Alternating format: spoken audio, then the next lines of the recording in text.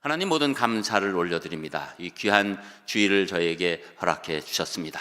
부족한 사람 말씀 전하지만 인간의 부족한 감춰주시고 오직 하나님 말씀 될 수 있도록 성령님 운행하여 주시옵소서. 예수님 이름으로 기도합니다. 아멘. 우리는 지난 시간 데살로니가 전서를 시작했습니다. 그래서 그 데살로니가 전서에서 말하는 그 배경과 특별히 데살로니가 교회가 어떻게 설립되었는지에 관해서 말씀을 나눴죠. 또 그 가운데 사도 바울은 데살로니가 교인들에 대해서 정말 칭찬하는 그런 말씀을 우리에게 주었습니다. 그래서 그 말씀 통해서 훌륭한 교회의 특징에 관해서 우리가 말씀 나눴죠. 이제 오늘 본문은 이어서 바울이 데살로니가 전도 사역을 이제 회상하면서 또 그 자기의 그 데살로니가를 향한 마음을 다시 한번 상기시키는 시간 가운데 쓴 글이 되는 것이죠. 그가 뿌린 짧은 기간이었지만 데살로니가 교회는 사실은 복음을 전하는 시간이 짧았죠. 그리고 핍박 때문에 어쩔 수 없이 피신할 수 있는 과정 가운데서 과연 복음이 잘 자라고 있을까라고 생각했지만 와서 보니 와서 본 건 아니죠. 소식을 전해 들어보니 정말 잘 자라고 있다는 것을 깨닫고 정말 자기 이 복음 사역, 전도 사역이 헛되지 않았음을 말하게 되는 것입니다. 그러면서 왜 자신이 이렇게 무슨 일이 있어도 복음을 전하려는 이유에 관해서 오늘 본문에서 세 가지로 말씀하고 있는 것입니다. 그래서 첫 번째로 이 복음을 전하는 이유는 하나님을 기쁘시게 해드리려고 전한다고 말씀하고 있는데 그 말씀이 4절에서 6절까지 나옵니다. 우리 4절에서 6절 우리 한 목소리로 같이 읽겠습니다. 4절 시작. 오직 하나님께 옳게 여기심을 입어 복음을 위탁받았으니 우리가 이와 같이 말함은 사람을 기쁘게 하려 함이 아니요 오직 우리 마음을 감찰하시는 하나님을 기쁘시게 하려 함이라. 너희도 알거니와 우리가 아무 때에도 아첨하는 말이나 탐심의 탈을 쓰지 아니한 것을 하나님이 증언하시느니라. 또한 우리는 너희에게서든지 다른 이에게서든지 사람에게서는 영광을 구하지 아니하였노라. 아멘. 자, 먼저 4절은 복음을 전하는 자들이 마땅히 가져야 될 그 근본 생각에 관해서 말씀하고 있는 것이죠. 그래서 이 하나님께 옳게 여기심을 입어서 복음을 위탁받았다 하는 자기 정체성을 얘기하는 겁니다. 여러분, 우리가 예수님 믿어서 우리는 전혀 의롭지 않은데 하나님이 의롭다고 인쳐 주신 사람들입니다. 그것을 우리 신학적 용어로 칭의라고 하는 것이죠. 우리는 의롭지 않았으나 하나님께서 의롭다고 여겨 주신 것입니다. 무엇 때문에? 예수 그리스도의 십자가 때문에. 그 십자가에 흘리신 보혈이 우리 죄를 깨끗게 하셨기 때문에 우리가 깨끗함 받고 이제는 우리가 의인으로 인정받는 것이죠. 그래서 옳게 여기심을 입어 그 동시에 하나님께서 우리에게 복음을 맡겨 주셨다는 겁니다. 하나님께서 우리를 복음의 대사로 한마디로 만들어 주셨다는 것이죠. 여러분, 우리가 각 나라에 대사를 보내는데 이 대사가 가장 중요한 임무가 무엇입니까? 보낸 자에 대해서 만족해 하는 것이죠. 물론 그 상대국에 관해서 굉장히 유익을 주고 여러 가지 좋은 일을 행하는 것이 있지만 더 근본적인 것은 우리나라가 기뻐해야 되고 특별히 우리나라에서 보낸 그 주권자들을 기쁘게 하는 그 일이 대사가 감당해야 되는 것이죠. 그러므로 사도 바울은 복음을 전하는 목적이 궁극적으로 사람을 기쁘게 하기보다는 하나님을 기쁘게 하기 위해서 보내심을 받았다고 얘기하는 것입니다. 그래서 이제 사람을 기쁘게 하려 함이 아니요 라고 말씀하는데 이것은 그냥 복음이 오면 사람은 기뻐하지 않나 이 얘기가 아닙니다. 나중에는 사람들이 너무 기뻐하죠. 그러나 처음 복음 전할 때 사람들이 기뻐하나요? 그렇지 않죠. 복음을 전하면 사실은 우리와 이질적인 얘기라고 그 전도를 받는 사람들은 생각하기 쉽습니다. 또 왜 나를 귀찮게 하는가? 또 왜 다른 생각이나 사상을 나에게 주입하려고 하는가 해서 이상하게 생각하고 회피하고 심지어 말로 공격하기도 하고 더 나아가면 물리적인 공격까지도 있는 것을 우리가 보는 것이죠. 그런데 여러분, 우리가 복음을 전할 때 사람보다는 하나님을 기쁘게 하려는 생각이 있으면 이런 여러 가지 사람들의 그 안타까운 모습 가운데서 좌절하거나 실망하거나 낭망하거나 쓰러지지 않습니다. 내가 이렇게 하는 것이 하나님을 기쁘게 해드리는 일이지라고 생각하면서 복음 전파를 기쁨으로 감당할 수 있다는 것이죠. 여러분, 그래서 여기서 나오는 바울 일행은 결코 사람들의 호의를 얻기 위해서 자신들이 전해야 될 그 메시지를 왜곡하거나 아니면 적당히 타협할 생각이 없었습니다. 왜냐하면 전도자가 복음을 전하는 목적과 동기를 정확히 알았기 때문입니다. 바울은 영혼을 구원하며 하나님을 기쁘시게 하는 것 외에 다른 목적을 품을 수가 없었던 것이죠. 그래서 사도 바울은 다른 곳에서 얘기하는데, 특별히 갈라디아서 1장 10절에도 보면, 이제 내가 사람들에게 좋게 하랴 하나님께 좋게 하랴 사람들에게 기쁨을 구하랴 내가 지금까지 사람들의 기쁨을 구하였다면 그리스도의 종이 아니니라, 이렇게 말씀하는 것이죠. 그러면서 이어서 5절의 말씀으로 넘어가면서 자기들이 아첨하는 말이나 탐심의 탈을 쓰지 아니하고 하나님의 복음을 전했다. 그것을 하나님이 아신다. 이렇게 말씀하고 있는 것입니다. 여러분, 복음을 전하게 될 때 어떤 분들은 이제 이 사람이 말을 안 들으니까 일단 조금 말을 듣게끔 이렇게 조금 타협하고 또 듣기에 좋은 말을 이렇게 바꿔서 얘기해 줘야지 또 나중에 이 사람이 온전한 복음을 들을 때가 오겠지라고 하면서 복음을 막 이렇게 이상하게 만드는 분들이 있어요. 여러분, 그 지역에 들어가서 문화를 존중하는 것과 복음을 다르게 전하는 것과는 완전히 양상이 다른 겁니다. 여러분, 문화를 존중해야 합니다. 그 사람의 그 여러 가지 상황을 존중해야 됩니다. 그러나 복음은 정확하게 전달돼야 되는 것이죠. 복음에 어떤 다른 말이 추가될 수 없는 것이고, 복음에 어떤 다른 얘기들이 이제 타협할 수 없는 것이고, 또 어떤 경우에는 이 복음이 자기의 어떤 호구책이 돼서 탐심으로 하는 경우가 있다는 것이죠. 이게 바로 사꾼 목회라고 하는 것입니다. 이 복음이 온전히 전달되는 것을 기대하지 않고 자기의 지금 유익을 위해서 복음을 사용하는 경우가 있을 때, 그것이 바로 탐심의 탈을 쓰고 전하게 된다는 것이죠. 사도 바울은 이것은 이 모든 것들을 이렇게 하지 않고 순수한 복음만을 전하기를 원했습니다. 왜냐하면 하나님이 다 보고 계시다, 하나님이 증언하실 수 있도록, 너희들의 복음 전함이 옳다라고 하나님이 얘기하실 수 있도록 늘 하나님을 기쁘게 하는 마음으로 이 모든 것들을 감당했다는 것입니다. 그래서 6절에서 이 사도 바울은 사람에게서 영광을 구하지 않았다라고 말씀하게 되는 것이죠. 우리가 사도행전의 역사를 이렇게 크게 보면 1장에서 12장까지는 베드로가 초대교회의 수장으로서 활발하게 유대인 사이에 활동하는 것을 보게 됩니다.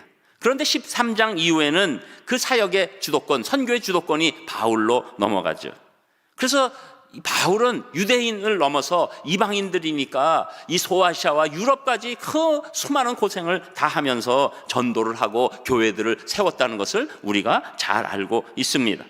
그렇다면 바울은 어떤 사도보다도 사실 존경을 받아야 되고 그 굉장한 그 사도권에 관해서 얘기할 수 있어야 합니다. 그런데 사도 바울은 거기에 대해서 집중하지 않는 거예요.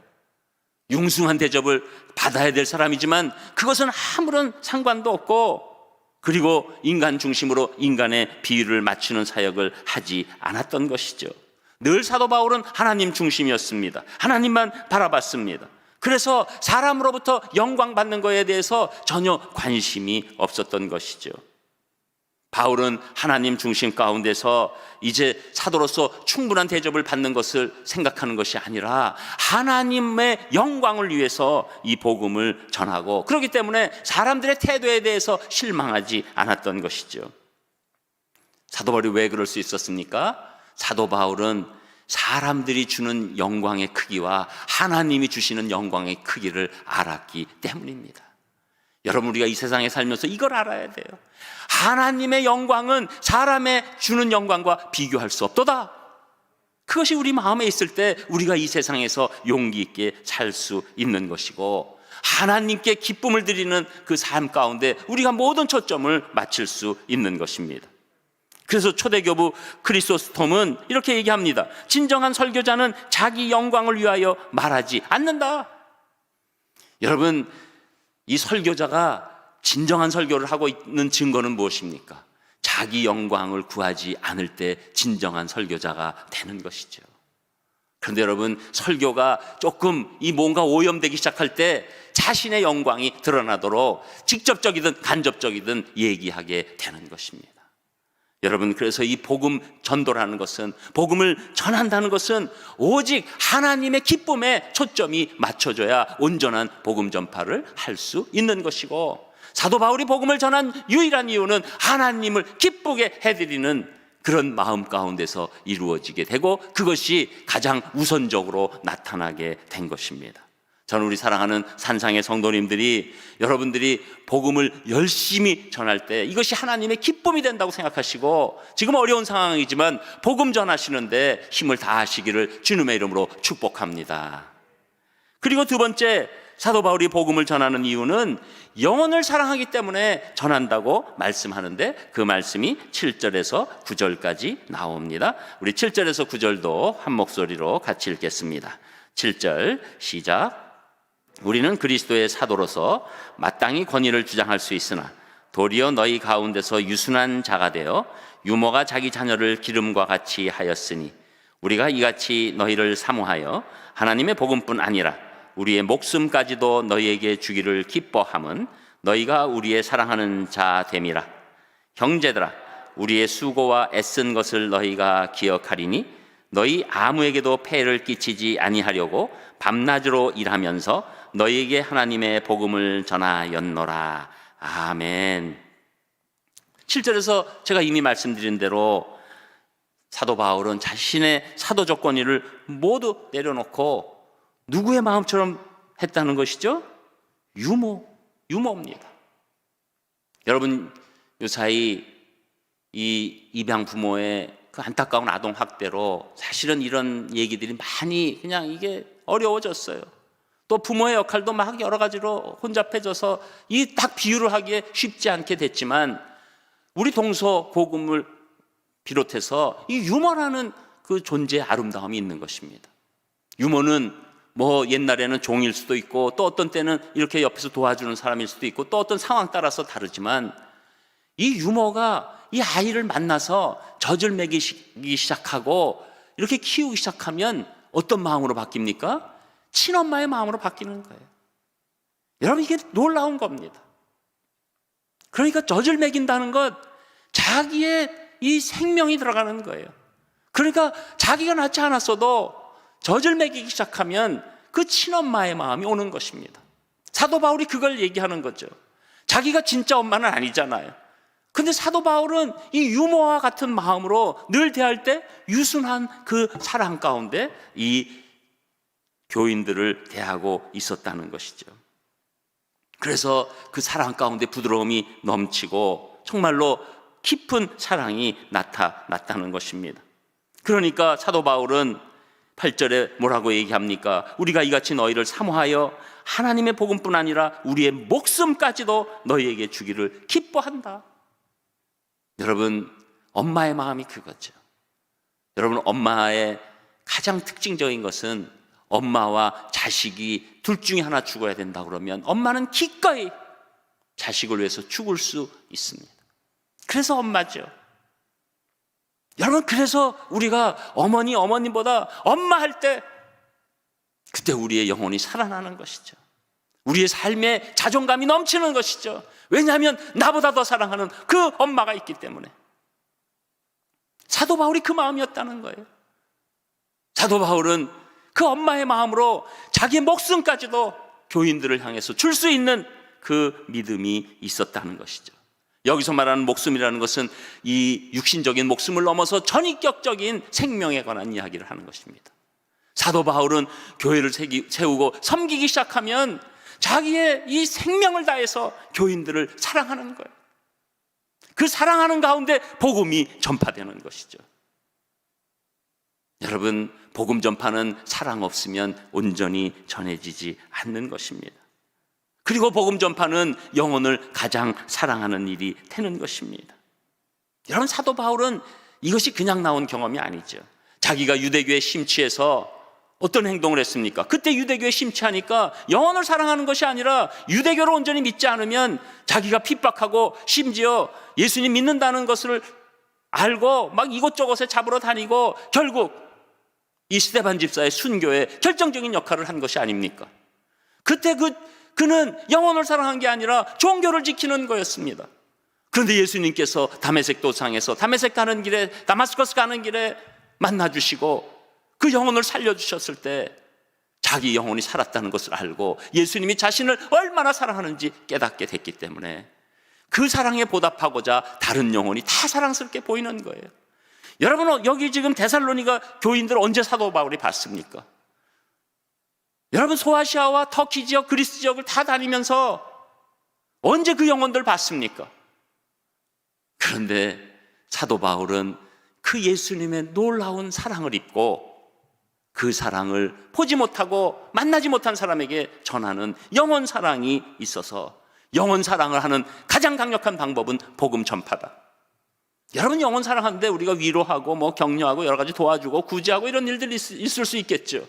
그러나 그런 모든 것들은 이 세상에서 한시적으로 끝나게 되는 것입니다. 진정으로 영혼을 사랑하는 것은 무엇입니까? 그 영혼이 영원토록 살게 해주는 것이죠. 여러분, 우리가 자녀를 위해서 잠깐 기분 좋게 한다고 해서 우리가 집을 담보해서 자녀들에게 외제 자동차를 사줬다. 1, 2년 좋겠죠. 그렇다고 해서 그 자녀가 살아납니까? 그래서 여러분, 우리 한국 사람들이 조금 더 크게 보고 교육시킨 거 아닙니까? 교육이 대한민국을 만든 것이라고 해도 과언이 아니지 않습니까? 여러분, 진정한 부모라면 자녀의 긴 시간을 보는 것 아닙니까? 진정으로 사랑한다면 자녀의 긴 시간을 온전케 해주려고 하는 것 아니겠습니까? 여러분, 바로 그겁니다. 사도 바울은 복음 전하는 것이 그 영혼을 가장 사랑하는 것이라고 생각하게 된 것입니다. 여러분, 저는 우리 사랑하는 성도님들이 우리가 복음 전하는 것이 영혼 사랑하는 것의 으뜸이라고 느끼시기를 주님의 이름으로 축복합니다. 그러니 9절에서 사도 바울은 형제들아, 우리의 수고 애쓴 것을 너희가 기억하리니 너희 아무에게도 폐를 끼치지 않으려고 밤낮으로 일하고 너희에게 복음 전하고 말씀 전했다. 이런 말씀하는 것이죠. 여러분, 그 영혼이 그렇게 사랑스러운데 조금이라도 자기가 하는 사역 가운데 이 성도들에게 폐를 끼치고 또 그들이 시험 들게 하는 일을 어떻게 할 수 있냐는 거예요. 진정한 목회자나 선교사는 성도들에게 폐를 끼치지 않으려고 노력하게 되는 것입니다. 왜냐하면 그런 일이 혹시나 이 성도들이 복음을 받고 말씀을 받는데 지장을 받으면 어떡할까? 그래서 그 영혼들에게 복음의 시각이 흔들려지면 어떡할까? 라고 생각해서 사도 바울은 직접 텐트를 만들면서 그 수고를 아끼지 아니하고 폐 끼치지 않으려는 그 마음이 큰 것 다 사랑입니다. 당시 철학자들은 다니면서 높은 이상의 가치를 말하고 결국은 금전을 받고 다니던 시기였습니다. 사도 바울은 그런 말씀이 그런 취급당하는 게 싫었던 거예요. 결국 저 사람 돈이네. 결국 복음 전하는 게 돈이네. 돈 받으려고 높은 가치인 척하고 얘기했구만. 자기 호구책을 삼으려고 저랬구만. 여러분, 그래서 우리 교육자나 목회자가 호구책을 얻으려고 뛰어들면 큰 착각입니다. 이것은 하나님께서 주신 너무나도 소중하고 고귀한 사역이고 영혼을 사랑하기 때문에 이미 예수 그리스도로부터 엄청난 사랑, 이 세상에 있는 어떤 것보다도 더 큰 사랑을 받았기 때문에 과감히 성도들에게 폐를 끼치지 않으려고 애쓰고 부족함에도 어려움에도 없음에도 감당할 수 있는 힘을 받는 것이 바로 목회자와 선교자의 삶이 되는 것입니다. 여러분, 요 사이도 마찬가지입니다. 목회자가 교회를 통해서 부를 쌓고 권력을 쌓고 심지어 자녀의 그 미래를 보장해 준다고 또 세습까지 하고 이렇게 할 때 언뜻 보면 교회를 사랑해서 그런다고 얘기하죠. 그러나 복음을 누구한테 전합니까? 믿지 않는 사람들한테 전하는 것 아닙니까? 폐를 끼치는 거죠. 하나님께 폐를 끼치는 겁니다. 결국 그 영혼들은 이 복음을 거부할 수밖에 없는 최악의 상황으로 다가가게 되는 것입니다. 여러분, 요사이 방역 상황에 관한 이야기도 마찬가지입니다. 여러분, 제가 오늘 이 지금 몇십 명 안에서 설교해도 그냥 우리 스텝만 가지고 할 때랑 하늘과 땅 차이예요. 그런데 여러분, 여기 그냥 회중들이 다 꽉 차서 우리가 다 손을 높여들면 제가 얼마나 좋겠습니까? 그런데도 왜 우리가 이 방역 상황을 더 선제적으로, 우리 시연성가대 지금 못 쓴 지가 거의 1년 가까이 되고 있어요. 다른 교회는 성가대 섰다가 말았다가 하고 있습니다. 왜 그렇습니까?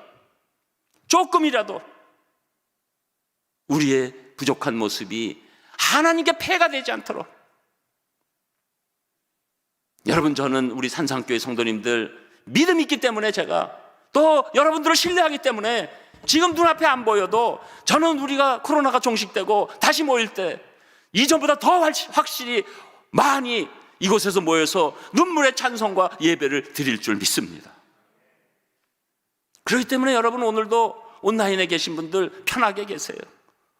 그냥 수십 명 안에 내가 안 들어왔으니까 이거 찍히는 거 아니야 이러지 마시고, 그렇다고 해서 또 여기 계신 분들은 또 그냥 기쁘게 예배 드리시면 됩니다.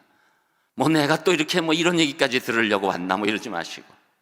여러분, 우리는 복음을 전하면서 이 사랑이 있다면 하나님께 패기치면 안 되는 것이죠.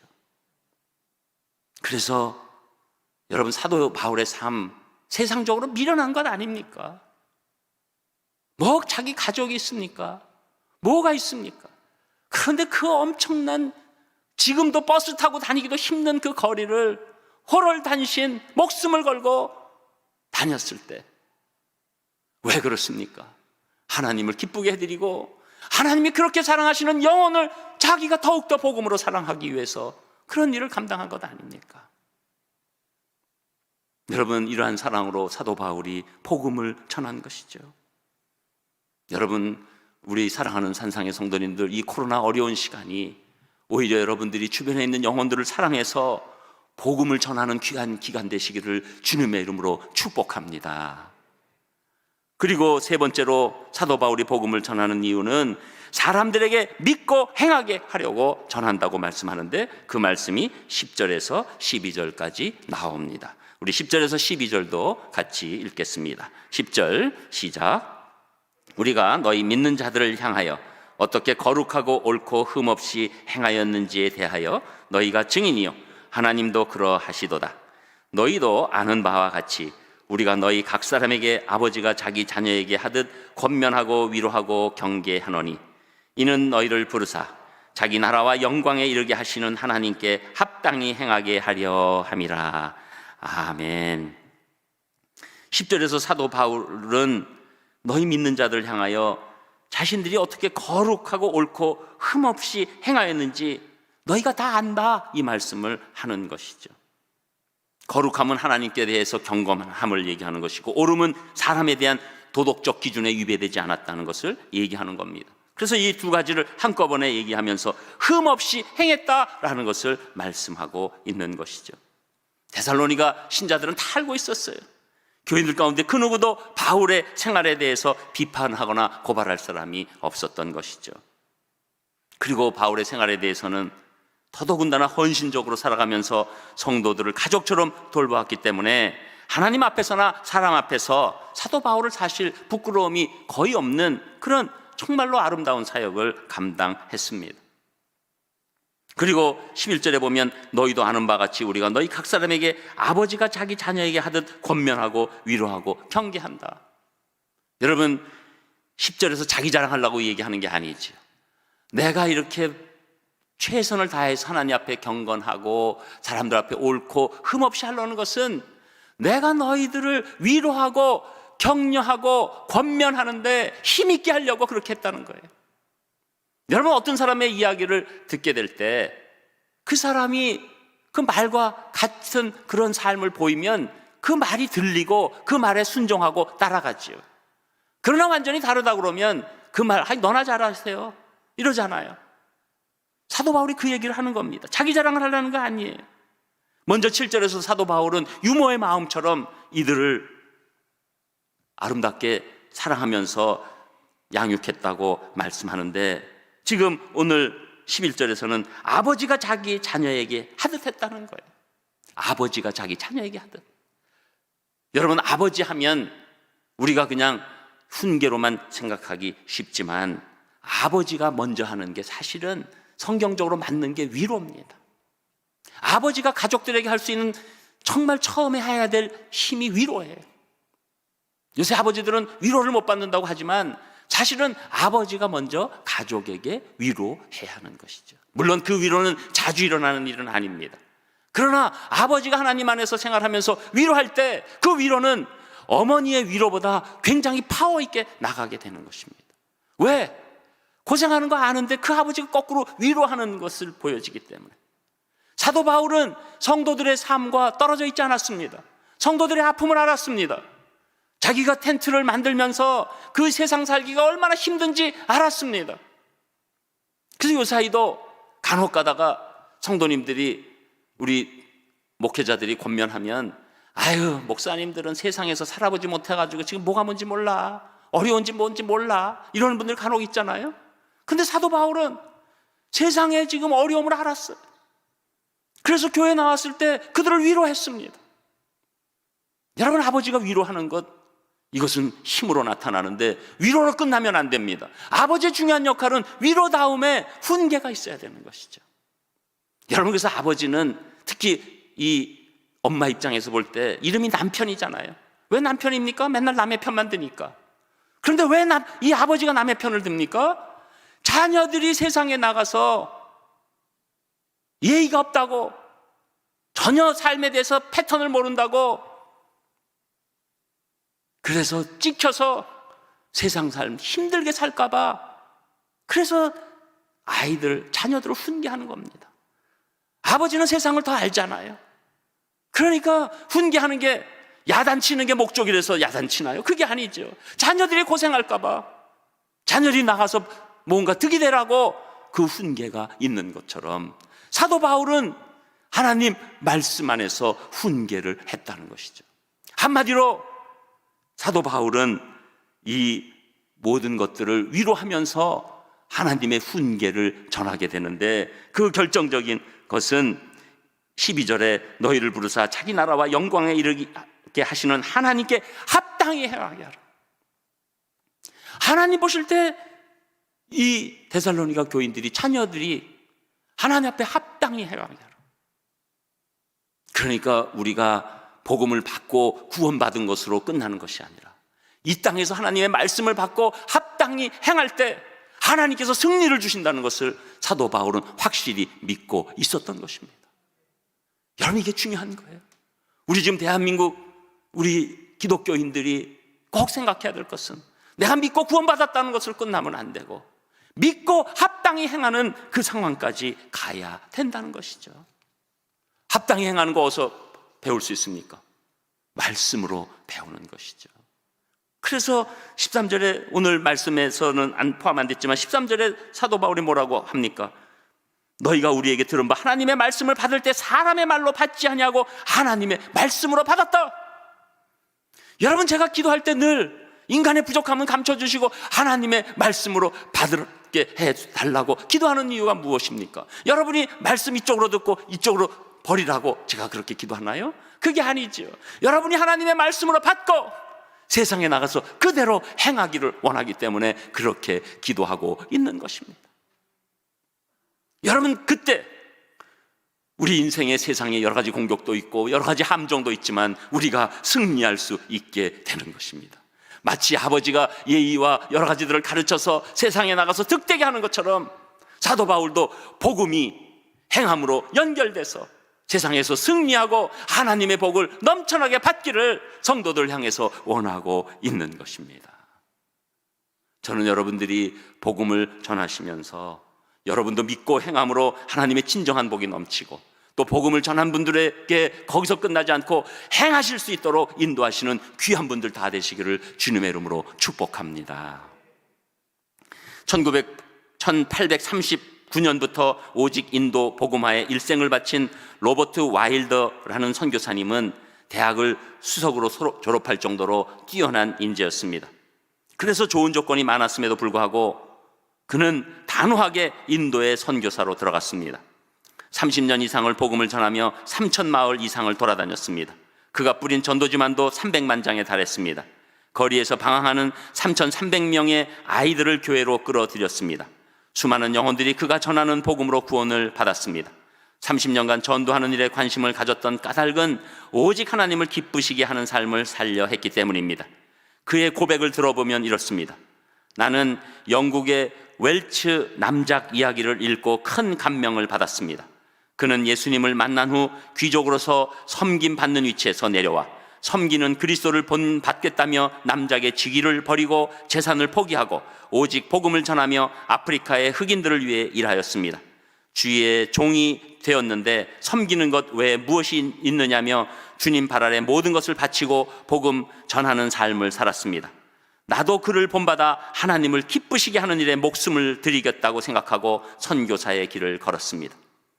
여러분, 바로 웰츠 남작이라는 분의 복음 전하는 삶이 이 로버트 와일더 선교사님에게 전달되고 이 선교사님들의 삶이 인도의 수많은 영혼을 살리게 된 것입니다. 여러분, 복음 전파는 하나님을 가장 기쁘게 해드리는 귀한 일인 줄 믿습니다. 기도하겠습니다. 하나님, 모든 감사를 드립니다. 저희들 이 땅에서 살면서 이 복음의 소중함을 잊고 우리의 삶에 급급하기가 쉬움을 고백합니다. 저희들 더 이상 거기에 빠져 있지 않고 다시금 하나님의 마음을 가지고 복음 전하는 삶으로 회복될 수 있도록 인도하여 주시옵소서. 그래서 하나님 기뻐하시고 우리 하나님 그 사랑하시는 영혼에게 저희도 큰 사랑을 주면서 믿고 행하면서 나가도록 도와주시옵소서. 모든 것 감사드리며 예수님 이름으로 기도합니다. 아멘.